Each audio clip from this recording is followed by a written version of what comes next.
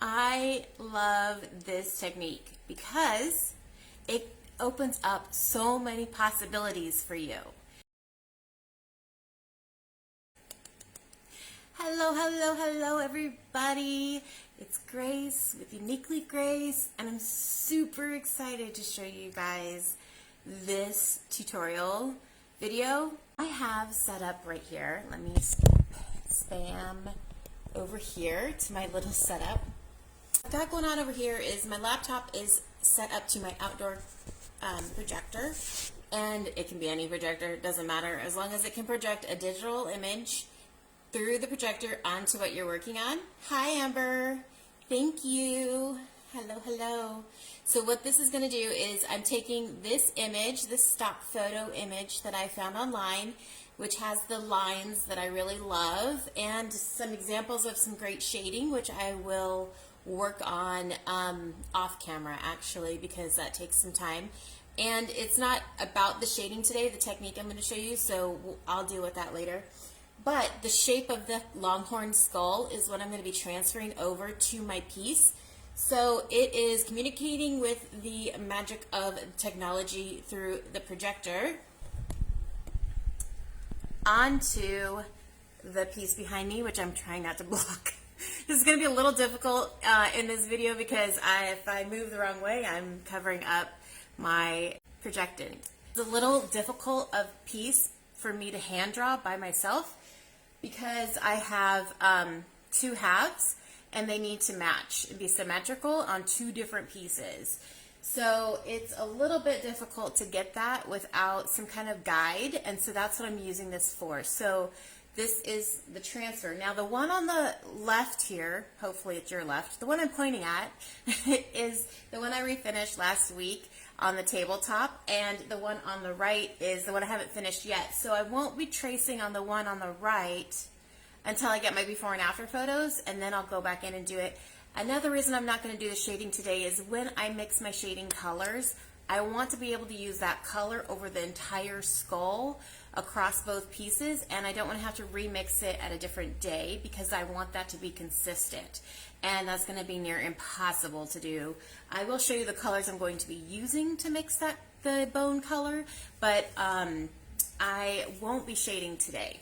So, and also when I put the transfers on, the flower crown is going to have some of the flowers behind the skull, and so when I'm going to put those on once I get like the primer coat down, and then I can paint over it so it really looks like it's right at the edge, so it's really looking like it's tucked under. And then I'm going to save a couple flowers to go over the skull. It looks like it's got that 3D look, and it's all intermingled in the skull and the flowers, and it's kind of like behind the skull, in front of the skull, in different spots. That'll give it some extra depth, which will be awesome.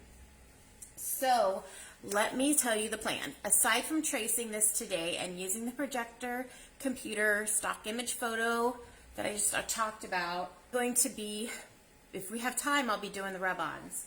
So what I've done is, this is the Dixie Belle Sunflower rub-ons, and in each sheet I have chopped off the ones I'm going to use. This is not the ones I want to use, but I wanted to point out the style of the flowers are different. So like this style here is very line driven and outlined and very like with a fine point pen kind of deal. And then this one is more open, almost like a painted look with no pen lines. So not all of them match exactly. Hi Shay, how are you? None of them match exactly, so I wanted to, or not all of them do rather. So what I did was I picked the largest group of flowers, and then I found the individual ones that match them. So these are the same art style, okay? So they all coordinate together, and there's some different sizes, which are great. So I'm going to put this one more of behind the skull, and then I'm going to use these two to kind of overlap and make them look like they're kind of coming forward on the forehead, maybe under one of the horns, on the side of the face. So that will be the plan there. I'm super excited. This is the plan. I might cut out some individual sunflowers out of here so that I can create more of like that depth look and put some in front of the skull and some behind. So I might do more detail cutting on these. Like these ones, I'm going to take the stems off of them, but I might use the leaves elsewhere to help with that 3D look. You'll see it when it's done, but I'm definitely going to have to do some detail work on these. And I'm super excited, but we might get to that and we might not. I don't know if we'll have time. I want to tell you how I lined these up, you guys. What I've done is, you can kind of see, let me block it so you can see better. There's a pattern in the veneer on the top of these tables, and in the corners here, there's a diagonal and a miter cut here and over here, and then there's a crisscross in the middle. And if I'm blocking it, you can see it better. Let me try to use my body. Okay, so you can see the crisscross in the middle, and then like there's a square. Anyway, so what I've done was I've lined up my imagery along the miter in the corner on both sides, and these are flush with each other and straight. So I made sure all of that is good. What I've done is I've taken my measuring tape and I've measured the image from the edge, and then I've measured the point of the horn from the top and made sure that they, and I don't even know if you can see that in the screen. Let me try it again. So I measured the image from the top and I measured the image from the side and made sure that the image itself is centered on both tables and the points are in the exact same spot. Okay, so that way it is definitely flush, or lined up rather. So I've done all that, and then it's gonna be difficult with the projector. Down the middle, I have a 1-inch gap where the border of the table rounds off, and right here it rounds into the center here. And now these tables probably will never be displayed pushed up next to each other. They'll more than likely be on the side of a sitting area, one on each side or something like that. So it's not going to matter exactly how this looks, but one of the designer like upgraded like little tiny things that make a big impact is the border of this is going to be painted black all the way around. And then right here where the skull is down the middle, I'm actually going to carry over this skull design into the center, like you would see it projected right down the center here. That way what's going to happen is on the piece, it's individually, each one of them themselves, the skull will be on one side, and then it's going to wrap only one edge towards the center, okay? And that's just going to give it a little bit more of an impact, a wow factor, because it's those extra little details and those extra little thoughtful insights and artistic ideas that are going to set you apart as a furniture refinisher from your competition. Okay, so the thing I'm going to do everything I'm going to do is on this black piece. So let me go ahead and move the camera really quick up a little bit closer so you can see. And I'm going to be against the wall as much as possible to stay out of the light. So it's going to feel awkward today, but I wanted to let you know I'm going to be using color. I've gotten a bunch of color pencils from my stash. These are Prismacolor because I don't buy anything else. I'm a little snobby that way with my color pencils. But I've sharpened every single one of these so that I don't have to resharpen them and you sit there and watch me. So I am going to use these to just gently, not pushing very hard, but I want a very fine line where I want the details to be. Like I want to do the horn outlines and the skull outlines, the sockets and the nose, and of course the outline of the jaw, and basically just the outlines with these, okay? You're a color pencil snob too?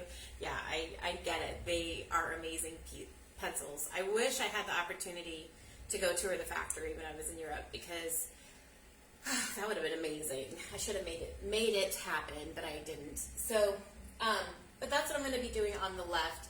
And then I'm going to copy that on the right once we're off camera. This whole thing will get painted up, and hopefully by next week I will have, I have in-laws coming this weekend, so I'm not quite sure how fast I'll get them done, but hopefully by next week I can set some time apart and actually finish these two, get them photographed and for sale. So let's get started. I'm going to check my focus really quick on my projector, and then I will come back here and we will paint. So give me just a quick second. I bought myself a doggy bed to sit on when I do things like this because I'm always on the floor. I should probably, it was like $10. I should probably invest in a table to put things off the floor so it makes it a little bit more comfortable, but that's okay.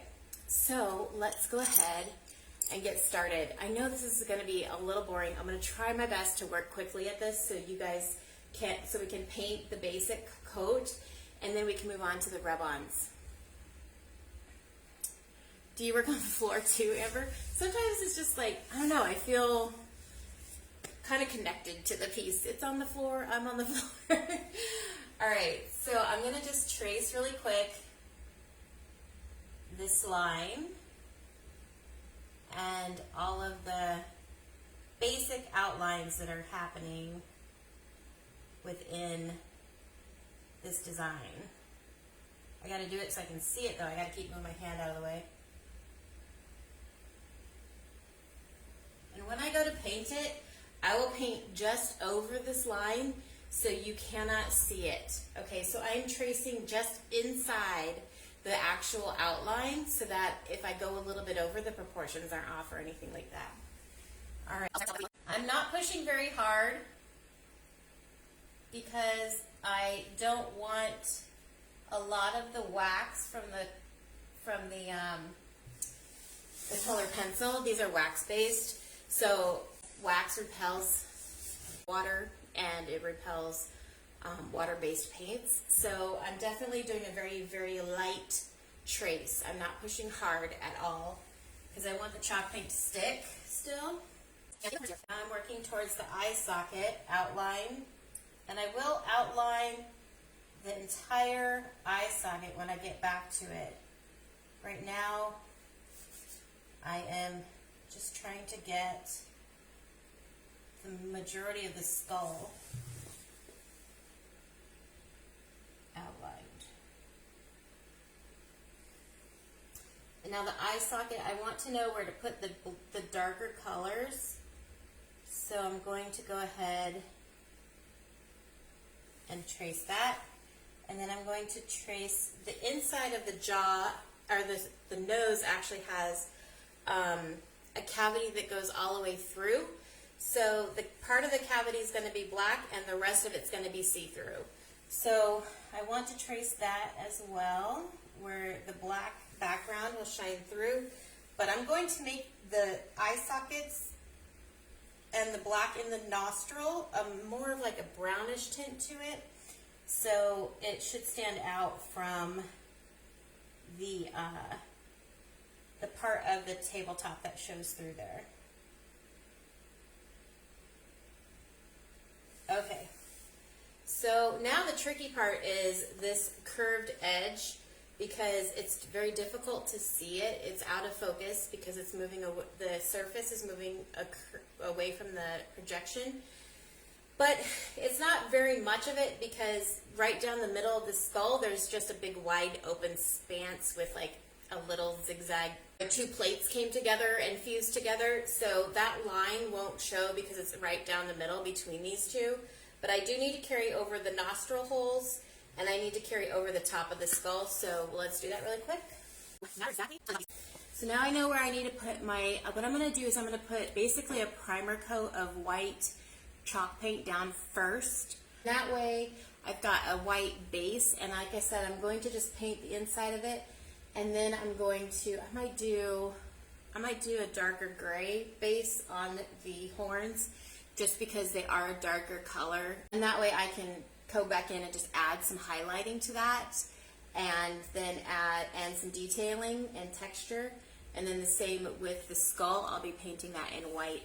So let me do the skull first, that way, and then we'll do the top of the skull and then the crown, or the ears, sorry, the horns, and that way we can play around with the flowers hopefully in a little bit. So that took like, I sharpened 4 pencils in case they went dull, and it was like very minimal line drawing. So that's so funny, I overplanned that. Okay, you always want to make sure, I'm like the machine at Lowe's right now. You always want to make sure your paint is well stirred, well shaken, all that kind of stuff, because it does settle and separate over time. Now, I just used this last week, and when I say over time, I mean like if it's sitting for a few months, but I always shake it just in case, even if I've already used it that week. So we want to make sure everything's nice and fresh in there. Again, my handy dandy little kitten cat food dishes from Dollar Tree. Like, I swear I love these things. I have 3 of them sitting over here actually, so I can just swap out the colors really quick. But I love them. They clean up so easily because they're the stainless steel, and then they don't shift very much because it has the rubber border. I know I say it every time, but they're $1. Well, Dollar Tree raised their prices. They're $1.25. So let me go ahead and pour some paint real quick. And this project, I'm going to use some artistic, ooh, if I can get the lid off, some artistic,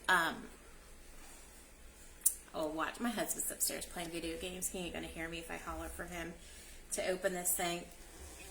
Oh, I got it. I'm going to use some artistic brushes because I want them to, I want to be able to get that fine line, and I want to be able to get a nice detailed shape. Like, I want to be able to control where the paint really goes. So we're going to use some artistic brushes. And let me, oops, my signal. There we go. Now, I don't need a ton of paint because I'm going to water it down a little bit just to get a nice smooth surface, so I don't have any paint lines from the artistic brush. So let me go ahead and pick, I have a bunch here, hang on. So what I'm going to use is, I pulled 2 different ones. I pulled an angular, but it's flat. Can you see that? Very flat, but it's an angled square, or angled brush. And the reason I got this is so I could really get in there with the tip and get the fine curve in the corner of the horn back here. And then this for smooth, flat, fast coverage. Okay. Always get them wet first, because this will keep the paint from wicking up into the bristles. It's not that you'll waste paint that way, they're just a lot easier to clean later on as well. So there's like 2 little minor reasons to do it. I find it helps put the paint on a little bit better at first, because chalk paint's really, really thick. So if you're doing any kind of artistic uses with it, you want it to be a little bit thinner, watered down. You don't want to add water to it because you want to get it runny and soupy. So, okay, we're going to go ahead and mark and block out the section of the skull. I can always put the projector back on this after I get my base coat done to get all the details in the lines and the cracking of the different bones that have fused together and things like that. All these kind of details over here. So I can add that back later after I get my base coat on, just simply by turning my projector back on. But for now, I want to paint just over the white line. And I am using Terabella today. I'm using Terabella. It's one of my favorite paint brands. And this is Fresh Cream, so it's just an off-white, a warm off-white. Okay.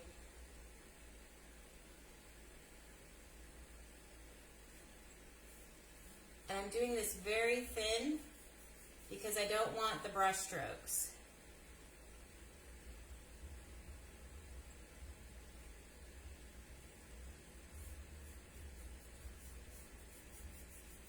And now that I've gotten all the way to the edge already, I am going to probably use I'll get all the edges around here, and then I'm going to use the bigger brush to cover the majority of it so it goes faster for you guys. And I don't need the projector on at this point in time, but I think it might be helpful for you guys to see what I'm doing that way. So if you're doing this at home, there's definitely You don't need it on the whole time. Probably put way too much paint in here right now.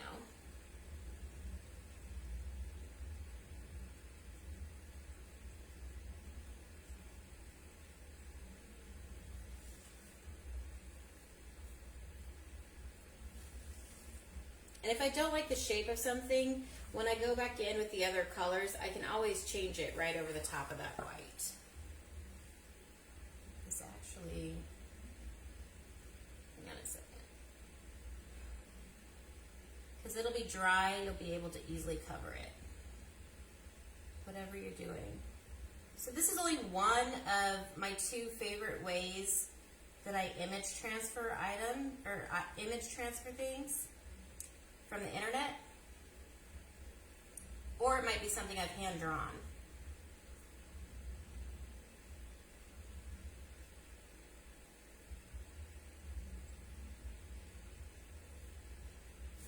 So if I hand draw it, I can either take a picture of it and do the same thing like this, or I can, if it's a small enough detail, like there's a French peony table that I painted a while back, has a lot of really detailed peony designs on the top, and I used, what do they call it these days, carbon paper, graphite paper, to transfer the image from my page that I drew onto the tabletop, and that worked out beautifully, and I've done that technique several times, and it works out great. Okay, so let me see here. So this little nostril hole down here is void of color, so we want to make sure that the tabletop shines through there. We're just going to paint around the nostril, and then we'll get back in with the detail in black.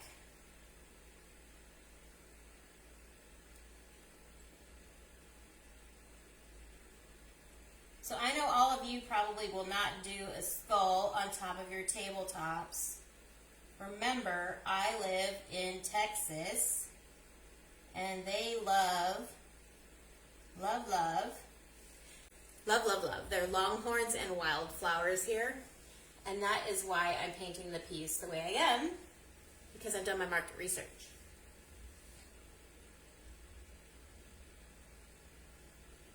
And I know for a fact that pieces that have a rustic look and pieces that are somehow related to Texas in one way or another tend to sell very quickly and for a good price point. I need a little more water on my brush. And for a decent price point. So that is why I'm doing this. Plus it broadens my horizons as an artist. Like, I absolutely love more of the delicate, unique, like French, I don't know how to say, Victorian and French and those things. I love that kind of stuff. I love the detailing of stenciling and fleur-de-lis and damask patterns and all these great things. And that's my style. This is not my style, but I love the fact that this broadens my horizons as an artist. Amber, you picked up graphite paper today. Oh my gosh, it is like so old school, but like the best thing to use. I absolutely love it. If this image wasn't so large, I would probably try to use graphite paper on this instead. Plus, on top of the black top, it's a little bit more difficult. The light is definitely better. Yeah, I love it. So those types of things, you don't even have to be an artist. Like, you can find a graphic on the line that is royalty free. I tend to like to hand draw a lot of my things. This is a stock photo, but because of the way I'm applying it to here, everything's going to change. I'm also adding flower crowns and all kinds of things, so I'm not within the copyright laws at all. Yeah, you can copy directly exactly the way it is on the photo. Amber's right, but you cannot sell it that way. So it has to be completely changed and hand painted, and I'm going to be doing that. So I'm set here for sure. So let me go ahead and finish this section.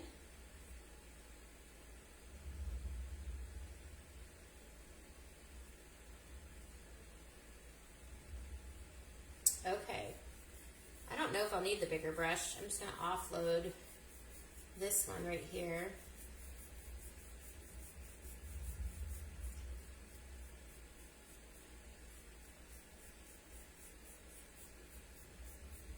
And all these little lines I'm creating with the brush are not going to show at all because they're going to be, I'm going to go back in with a lot of detailing and several more coats of this paint. So I'm going to go in the flow of the curve of the skull just to kind of keep my brush strokes in line. But other than that, I'm not worrying about it too much.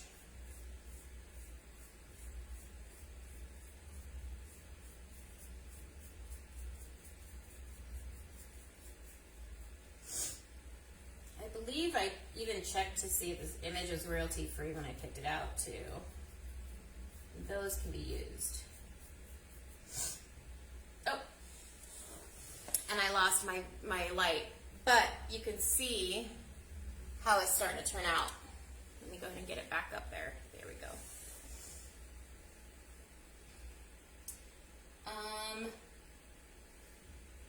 Okay, so I think that's right about here.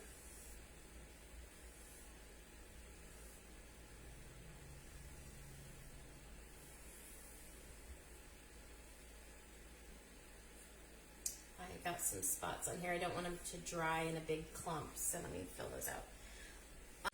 This is a little bit raggedy right here. There we go. Okay, so that's how simple that is. Now that's your primer coat. It's not very good. It's got a lot of brush strokes in it and all that kind of things, but we're going to go ahead and go with the darker gray called Stone. And I'm going to fill this in, and then I'm going to add some detailing and browns and highlighting in this white streak here once I get that done. But I want to get this dry so we can start focusing hopefully on the flower crown. This is Stone. Again, it's by Terabella. So Terabella is a VOC-free, made in the USA, 100% non-toxic chalk paint. And I absolutely love this product. It's a good quality. There's a lot of good quality chalk paints out there, but there are a lot of bad quality ones too. So you want to double check and make sure you're picking one that has a great reputation. There's a lot of good reviews. You've even tried it out, or maybe you can get a sample pot, one of the little ones, and test it. So let me just put a little bit of this paint. Ooh, this one's kind of thick. Tends to be that the more darker your paint, the more pigmentation they put in it, and so it's actually quite thick. Like black is way thicker than the white, and it'll give you way more coverage too. Like you'll get much more out of it than you would if you had a lighter color. That's just in general like a typical concept with paint in general. Okay, now I'm not going to worry too much about my brush being super clean because I'm going to do a lot of blending and adding colors in here, and this is just the base coat, so I can turn off my projector and like start working on the actual flower crown. So let me go ahead and get this on here. If you have any questions and you're watching this after the fact, please, please, please make a comment and tag me, and then that way I can answer your question after we've posted the video.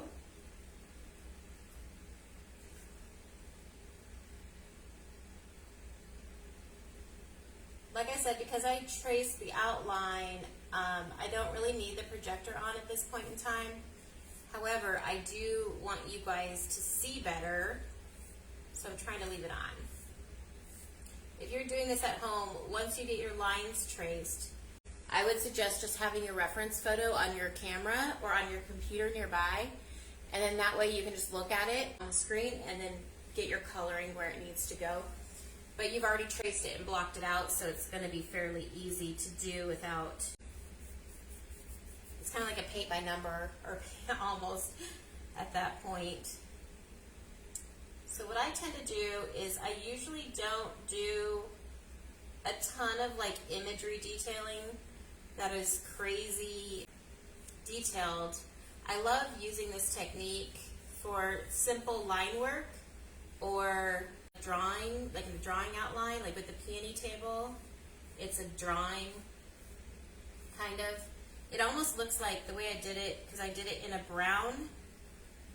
I did it in a brown line, and so it almost looks like it's burned into the wood. This gray is a little hard to see for you guys probably on the gray stained background, but I stained the center of this so that the wood grain shows through, because I want that to be an additional focus of depth going on. Every little detail you can put into it or leave on it that's already there is going to add more quality look to your finish, more thoughtful design, okay? I always say that your designs need to be intentional. So there's a reason why I didn't just paint this a solid black, but I stained it and then I blackened out the edges like a vignette, because there was, like here on this piece, you can kind of see it, my son, bless his heart, tried to help me sanding this. There were some deep scratches and he's pushed too hard with the sander and sanded a lot of the veneer off. So that happened up here and a couple smaller places around the edges. So I needed to do something really dark around the edges to reseal it and to hide those flaws.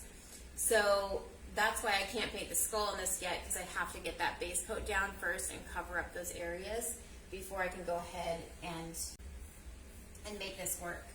So I'm going to turn the projector off as soon as I'm done here with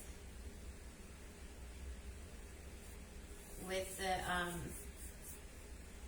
I need more water. With the base coat of this horn. So give me just a quick second. Another minute or two, actually.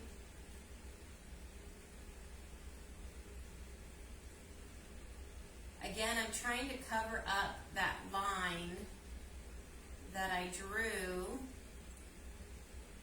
because I don't want it to show.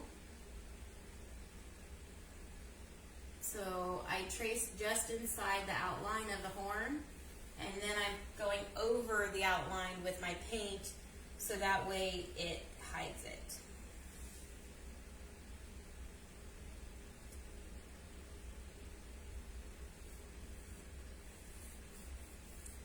And I would have used like a chalk pencil, but I didn't have one on hand, instead of a color pencil because of the wax base, but I don't think it'll be too much of an issue because I did it a really light pressure on the pencil.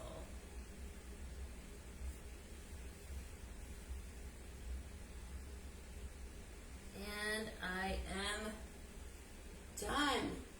Okay. Let me just offload the rest of the paint on the brush here. Alright, so let's turn this off and let's see what we've got going on. Okay, so now you can see the base coats I've got going on. I've turned off the projector, and now we can kind of plan out a little bit better the flower crowns. So I can't put these on all the way until I separate these pieces so I can get this, whatever flowers are right here in the middle, to wrap. It's going to be difficult, but I'm going to wrap it around the little lip and then the curve that's happening with the molding on the side. This one here is the one I want to work on right now. All this is dry, which it is, because this one I have this weird blotchy spot kind of in the middle, and I want to detract from that, so I'm going to put this up here really quick, and then I'm going to cut this edge so it looks like the flower is peeking out from behind where this horn and the socket hits. It's not going to hide the blemish or the extra shading I have right here, but it will detract from it because it's bright colored and it will be just above it, so it'll kind of create, it'll almost look like it's just shading from the actual sculpt. And I may go back in later and actually do a little shading just to kind of make that blend better. So let me cut this out because I don't need any of the greenery. I just need the flower. So let me go ahead and get this greenery off of it. And I won't throw these leaves away because you can use them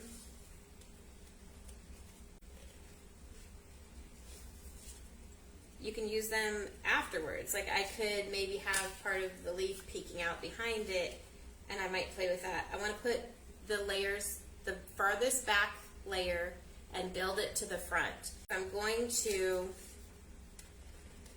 put the leaves behind it, then I need to figure that out now and put the leaf on first. So let me go ahead and just cut this and kind of play around with the way it looks real quick. Do you have any questions? I know Amber's on and she's an amazing artist, so she gets everything I'm saying. So I doubt Amber has any questions. Do you have any suggestions, Amber? Oh, good. I'm glad you can't wait to see it done. Okay, so here's the flower. It's cut separate now.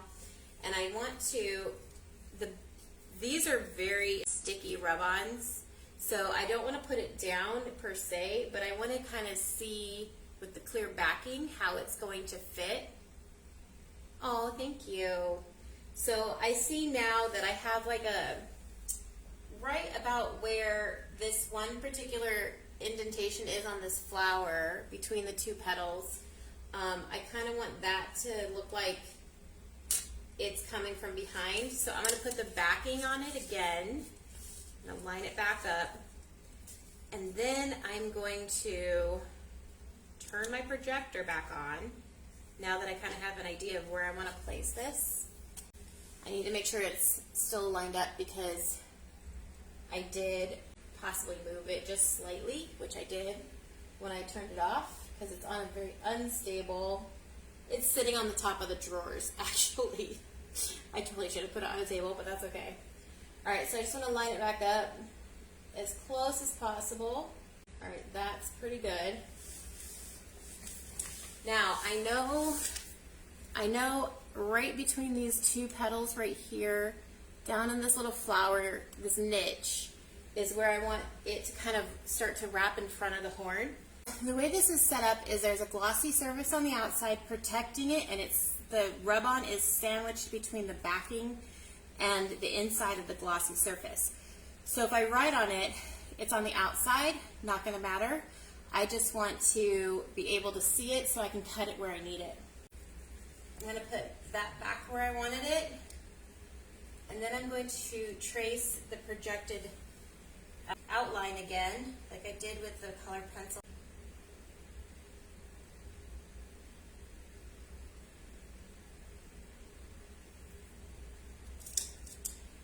And then this is where I'm going to cut the flower up. I'm going to cut off the part I don't need, which I can also reuse this side of the flower I'm not going to need right now. I can reuse that elsewhere, peeking out behind another horn or something. So never throw it away. And this will not match exactly to the paint line I just did, but it'll be close enough that when I come back in and do the shading, I will be able to put a little paint over that edge where they connect, and it'll look like it's tucked behind the horn because the paint is now in front of the edge of the flower that's sticking out. Okay, so it's going to look, see how it hugs the skull now? Let me stick this on here really quick. I did notice there's a little bit that needs to be trimmed. Hang on.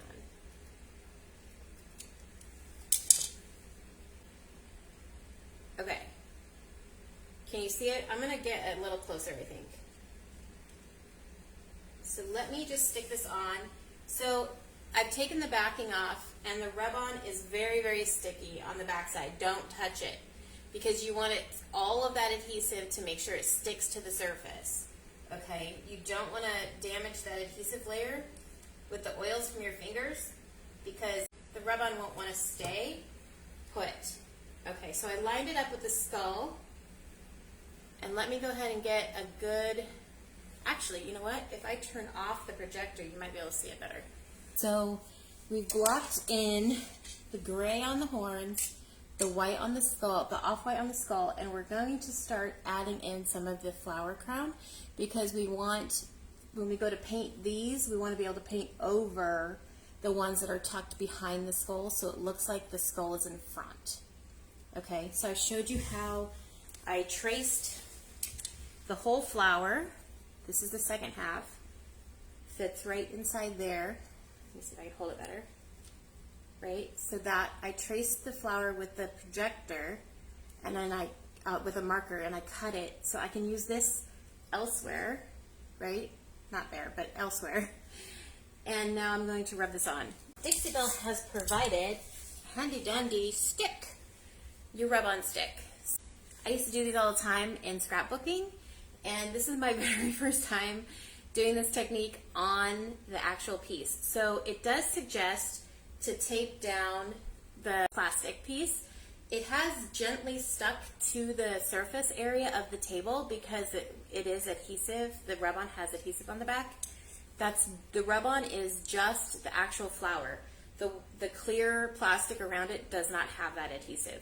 Okay, so it's simply the outline right around the flower, and everything inside the flower has adhesive inside the outline. So let me go ahead and just secure this rub-on, because as I'm pushing on it, I'm going to be like scraping hard because you want to transfer that off the clear plastic that it's stuck to onto your piece. So you need to really rub it on and make sure you rub every single minute section, tip of every flower, you know, inside of all of it, because you want that pressure to transfer the flower. It's basically a sticker, actually. So it won't look like a sticker when I'm done. It'll all be sealed with a clear coat and it'll look amazing, but it's not going to look like a sticker, I promise. Okay, so I guess I don't need that piece. All right, are we ready? This is the first time we're doing this. Try something new. Make sure you push your boundaries and your limits, and make sure you try something new all the time. I try to do, when I'm painting, I try to do something new if I can on every piece. If not, at least like once every 3 pieces, I try to do something new. Okay, Amber says let's do it. I know, am I procrastinating? Okay. From scrapbooking, that if you start on one side of the rub-on and you just work your way to the other side very thoroughly, you're going to get a better transfer than if you just randomly go over it in different sections and then meet in the middle or something like that. So I'm going to work from the bottom up to the top, okay? Here we go. Literally using the whole flat surface, not the corner, because I don't want to dent the surface, okay? So I'm using the entire flat section on the edge.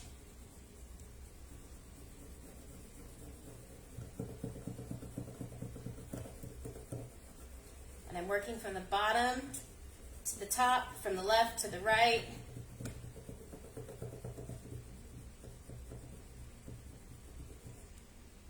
And I'm going to go over it again. Especially the bottom here, I got it covered by a little bit of that tape, so I want to get really in there. Ooh, I think it's working. So you can kind of see a little bit. I do have a section here where I'm nervous because where the gray paint starts for the skull, there's a little edge of thickness, and I'm a little nervous on that. It's a little thicker there than I expected, but I think it's transferring fine. So I'm just going to really kind of push into that section, make sure it transferred inside and out. Okay. All right, let me take the tape off. Really, that's all you need the tape for, just to hold it in place, just briefly.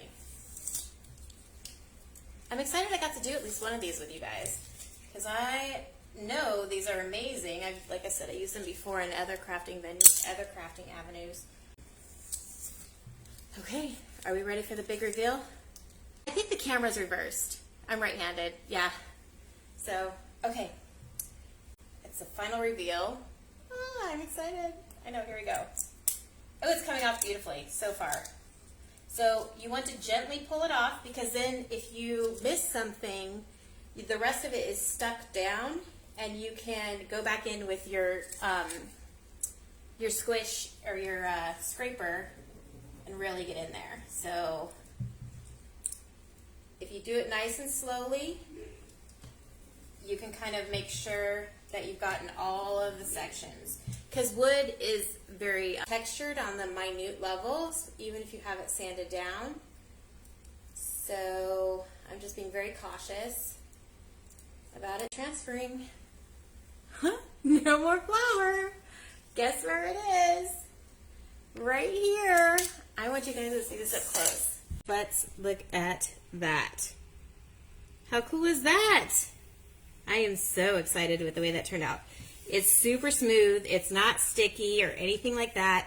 You'll be able to stain over it. You'll be able to, see if I can get a better picture of the overall. I know you can stain over it. You can color it. You can, I mean, you can paint over it. You can stain over it. I'm like, why would you paint over it? You just put it on. But like what I'm going to go back in and do is when I shade this skull, I'm going to come back and really get this edge nice and fine with a brush, so that it really looks like it's tucked behind the skull there, and it's just peeking out in front of the horns.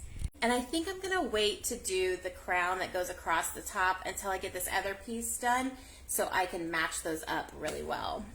I was a little nervous about the dark color behind the transfer as well, because they are a little bit transparent, but I think that's gonna look really, really nice once it's all said and done. And I'm so excited for these now. Yay!